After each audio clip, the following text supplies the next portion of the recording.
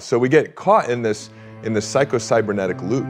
Can you define psychocybernetics? Yeah, so it's this idea that what you believe will dictate your thoughts on a moment-by-moment basis. So if you believe that money's hard to make, as a simple example, you're not going to have ideas or thoughts around money that would be lending to making it easily, right?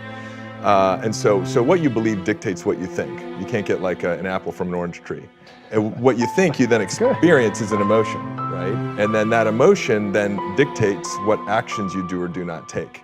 And they're always aligned, right? Your beliefs dictate your thoughts, dictate your emotions, dictate your actions, which produce your results. And your results, when you look at them, then just reinforce the original belief.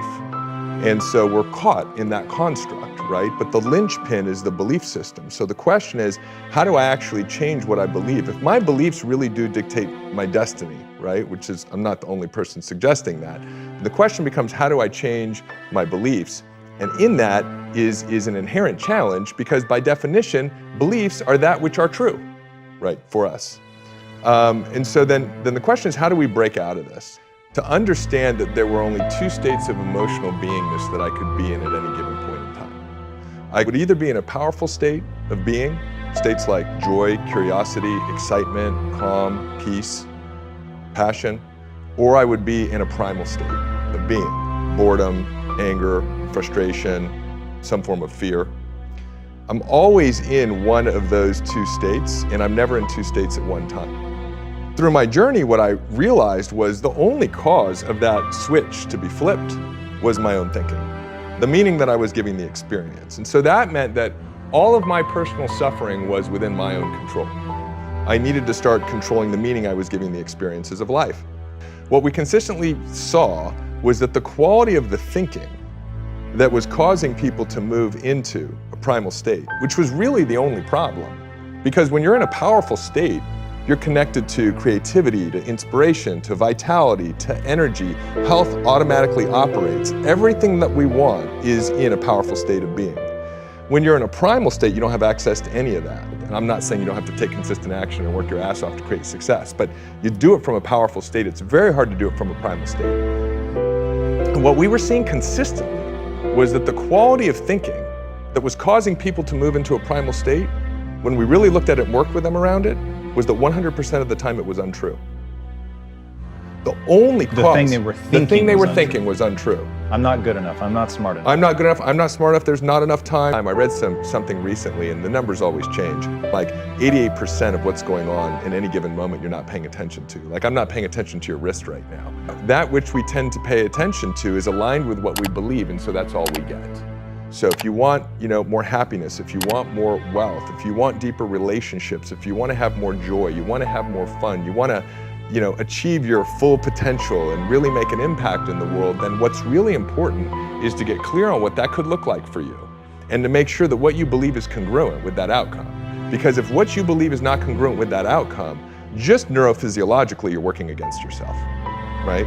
Yeah, talk to me about the power of clarity. You're one of the few people that I hear talk about this, and I think it's so fucking important. Most people know what they don't want, but they don't know what they do want. If you say to somebody, what do you want? They'll spend maybe 10 seconds sifting around and then start telling you exactly all the stuff that they don't.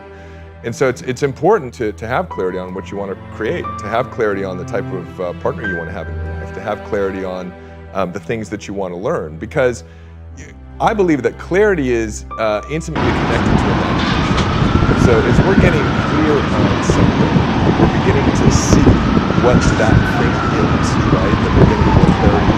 And we now know, there's a study done in 2009 Harvard where they brought in piano players to play the piano, and they studied what parts of their brains lit up, and then they just had them imagine playing the piano and the same parts of the brains lit up. And there's study after study after study that shows that the brain doesn't know the difference between imagination and reality. So as you're getting clear around something, you're actually building neural networks as if that image or that experience had already occurred. I mean, this is really powerful because so often people don't know how to achieve something. And because they don't know how, they don't spend a lot of time getting additional clarity. They don't spend time imagining what the future would look like with that thing or being that thing or creating that thing, because they get stuck on the how.